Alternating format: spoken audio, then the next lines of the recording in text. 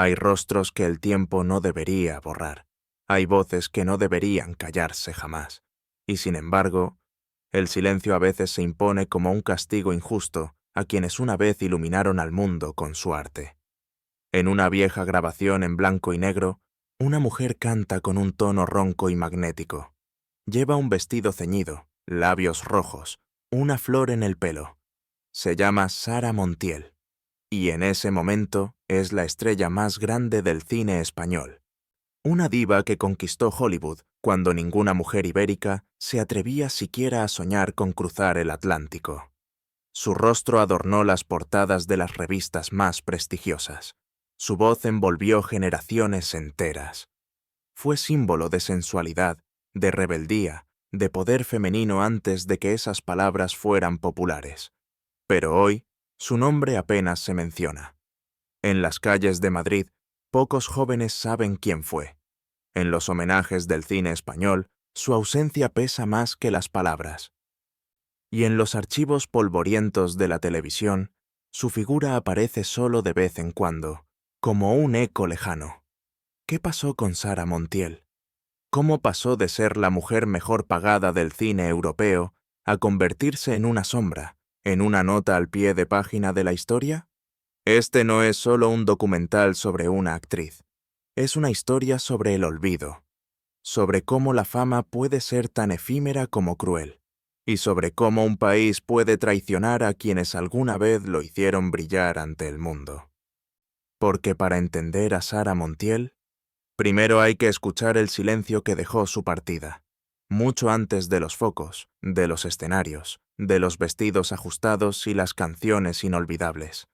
Sara Montiel fue simplemente María Antonia Abad Fernández. Nació el 10 de marzo de 1928 en Campo de Criptana, un pequeño pueblo de La Mancha, tierra de molinos y sequías, donde la vida tenía más que ver con la supervivencia que con los sueños. Su infancia estuvo marcada por la pobreza y la tensión política. España estaba al borde de una guerra civil. El miedo se respiraba en cada esquina, y el hambre se sentía en cada plato vacío. Su padre, campesino, y su madre, una mujer dura y determinada, intentaron mantener a la familia a salvo en medio del caos. Pero la guerra no perdonaba a nadie. Desde pequeña, María Antonia mostraba una voz que desentonaba con su entorno. Cantaba con una pasión extraña, con una fuerza que no correspondía a su edad ni a su tamaño. En las misas del pueblo, su canto se imponía por encima del resto. Y cuando no cantaba, actuaba frente a los animales del corral o a las vecinas, imitando a actrices que nunca había visto, pero que imaginaba por los relatos que escuchaba de los mayores. Era una niña rebelde. No quería casarse con un hombre del pueblo. No quería ser madre joven. No quería lavar ropa en el río ni aceptar el destino de tantas mujeres de su generación. Quería algo más, aunque no sabía bien qué.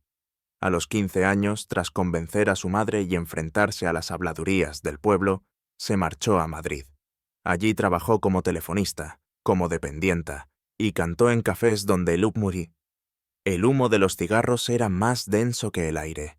En uno de esos locales, un productor la escuchó y le propuso una prueba para el cine. Fue así como nació Sara Montiel, el nombre artístico que la acompañaría por el resto de su vida. Pero incluso en sus primeros papeles, seguía siendo un outsider. Su acento manchego, su forma directa de hablar, su sensualidad sin pedir perdón. Todo era demasiado para una España aún marcada por el franquismo y la moral católica estricta. Y sin embargo, allí estaba ella, con una mirada que desafiaba, con una voz que enamoraba, con un carácter que no se doblegaba. La niña de Campo de Criptana, hija de la guerra y del viento seco de la Mancha, estaba dispuesta a conquistar el mundo. Y el mundo todavía no estaba preparado para ella. Cuando el cine español aún se tambaleaba entre censuras y presupuestos escasos, una joven actriz manchega empezaba a destacar en papeles secundarios. Su nombre era nuevo, su mirada distinta. Sara Montiel no interpretaba, encarnaba. No pedía permiso para existir, se imponía. A mediados de los años 40, comenzó a obtener pequeños papeles en producciones nacionales. Películas como Empezó en boda, 1944, y Mariona Rebull, 1947, la mostraban como una presencia singular, magnética, aunque todavía contenida por el sistema del cine de posguerra. Pero su hambre de más la llevó a cruzar fronteras. En 1950 emigró a México, entonces epicentro del cine latinoamericano. Allí se convirtió en estrella de melodramas, codeándose con leyendas como Pedro Infante y Cantinflas. Fue en México donde Sara descubrió el poder de su voz como sello personal. Su acento español y su timbre ronco y sensual cautivaron al público. No era una soprano pulida, era una cantante de emociones, de piel, de verdad. Cantaba como vivía, sin máscaras. El impacto fue tal que Hollywood la llamó. En una época donde pocas mujeres latinas llegaban a las grandes ligas del cine estadounidense, Sara dio un paso que cambiaría su historia para siempre. Su primer gran papel internacional llegó en 1974, con la superproducción Vera Cruz, al lado de Gary Cooper y Burt Lancaster. El contraste era evidente. Mientras los galanes americanos mantenían su estilo clásico, Montiel era pura fuerza exótica y femenina. Sin artificios, sin temor. Le siguieron más películas en inglés, como Serenade, 1956, donde actuó junto a Mario Lanza y Joan Fontaine. En esta cinta no solo actuaba, cantaba, y con ello desafiaba el estereotipo de que una mujer extranjera debía limitarse a la figura decorativa en el cine norteamericano. Pero Sara Montiel no era decorado, era protagonista. Sin embargo, el precio era alto. En entrevistas posteriores, dejó entrever que la presión en Hollywood era asfixiante. Dietas extremas, horarios imposibles, acoso constante de productores y ejecutivos. La industria la deseaba por su belleza, pero temía su carácter fuerte. Se negaba a aceptar papeles de india exótica o sirvienta latina. Se negaba a dejar de ser ella misma. A pesar del glamour de alfombras rojas y los contratos millonarios, Sara decidió volver a Europa en la cima de su carrera internacional. El motivo oficial fue el deseo de grabar películas musicales en español. El motivo no dicho, la necesidad de salvar su identidad, de escapar de una maquinaria que intentaba transformarla en un producto sin alma. En lugar de encajar, eligió regresar, y al volver a España, no volvió como actriz, volvió como leyenda. La joven que una vez soñó con escapar del polvo de la Mancha había conquistado América, y regresaba para transformar el cine español para siempre.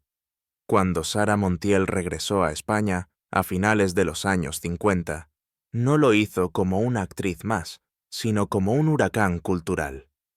Traía consigo el aura de Hollywood, la experiencia de México y una visión completamente distinta de lo que significaba ser mujer en el cine. En 1957, protagonizó El último cuplé, una película que nadie esperaba que rompiera moldes, pero que lo hizo. Sara no solo actuó, sino que cantó con una intensidad emocional que electrizó al público. La cinta, hecha con bajo presupuesto, fue un éxito descomunal. Más de 7 millones de espectadores, récords de taquilla en toda Europa y América Latina. Se convirtió en la actriz española mejor pagada de todos los tiempos.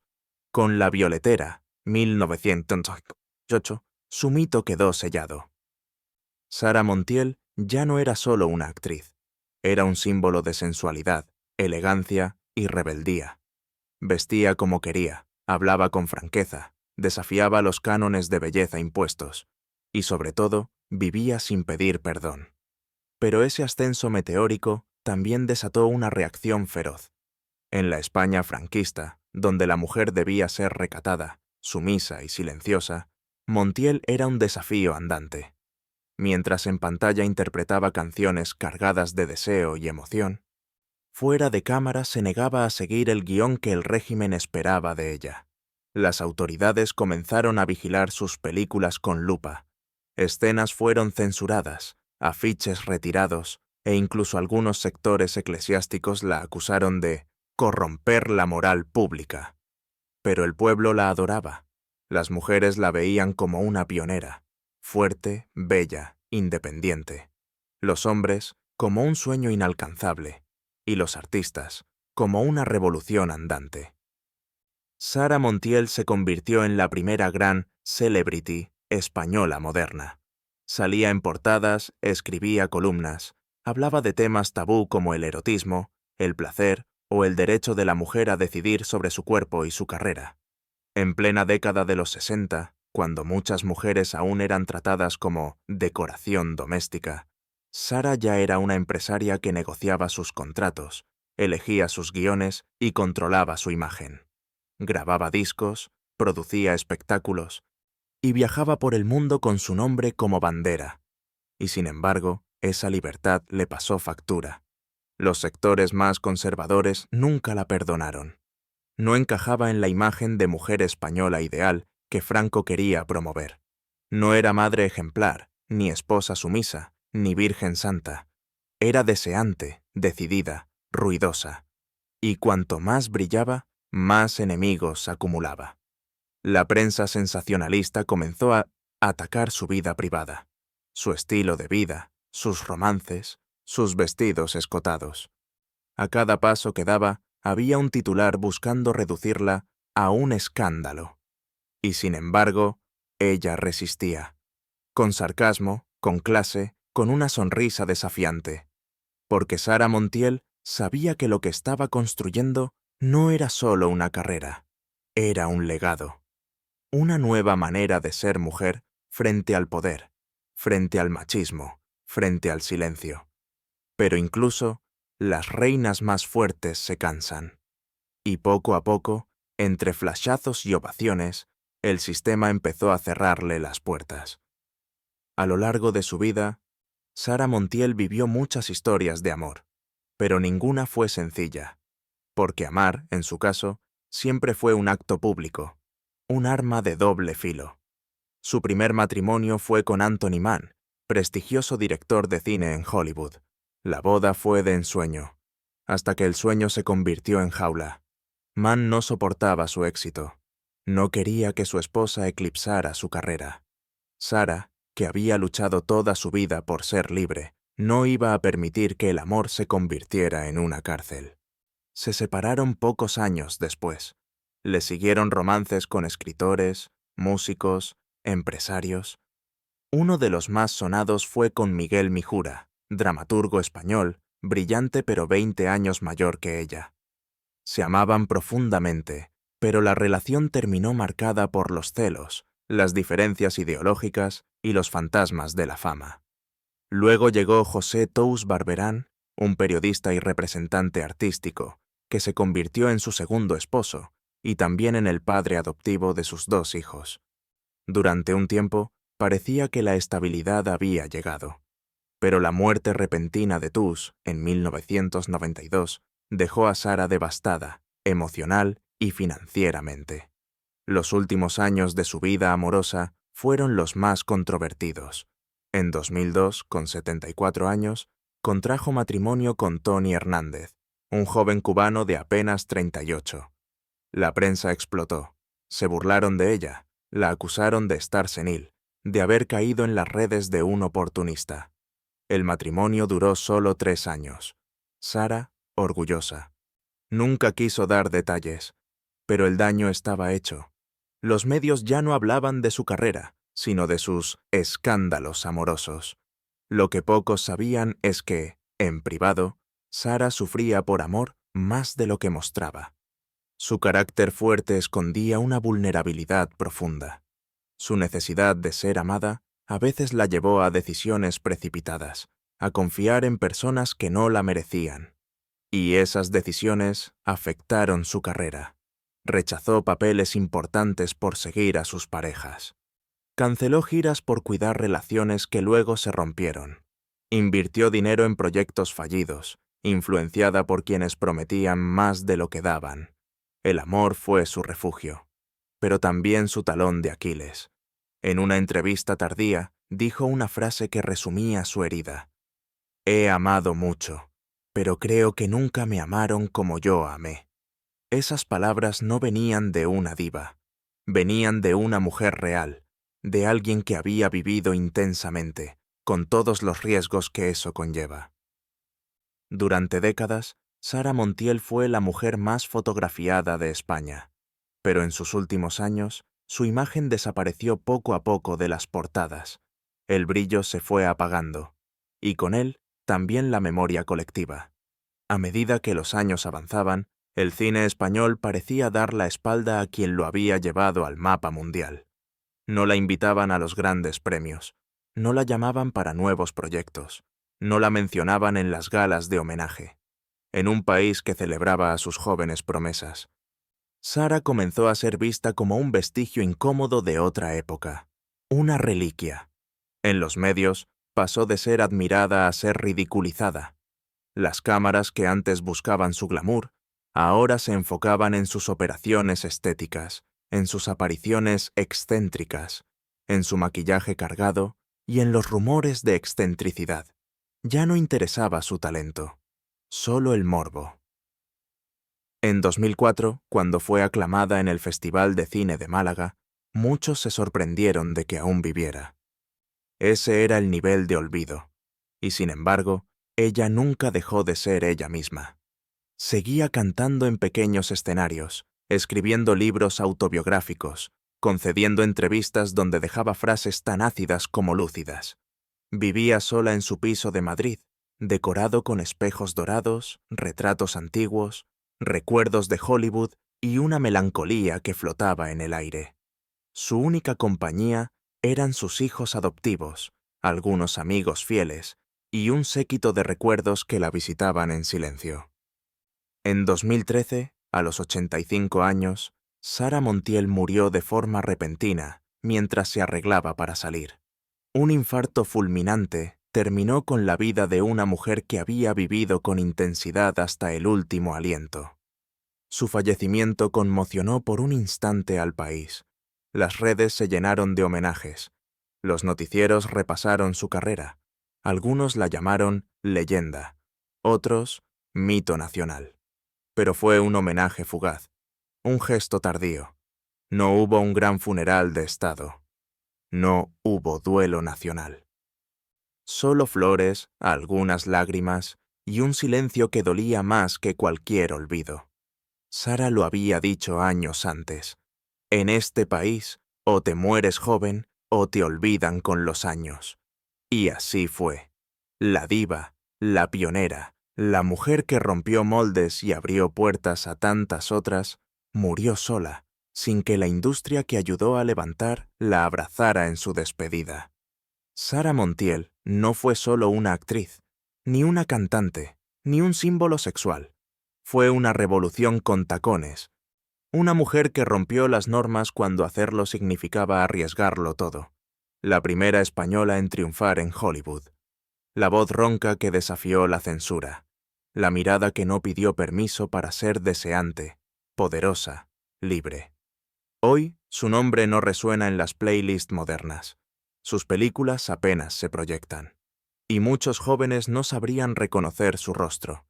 Pero su huella está en cada artista que hoy se atreve a ser diferente. En cada mujer que no se doblega. En cada acto de belleza no sumisa. Recordar a Sara Montiel no es un acto de nostalgia, es un acto de justicia, porque ella fue muchas cosas, y todas a la vez, y no pidió perdón por ninguna. Quizás el mundo no supo cómo conservar su legado, pero tú, que estás escuchando esta historia, puedes devolverle un lugar, puedes decir su nombre, volver a verla, volver a escucharla, volver a sentirla, porque las verdaderas divas nunca mueren, solo esperan a ser recordadas.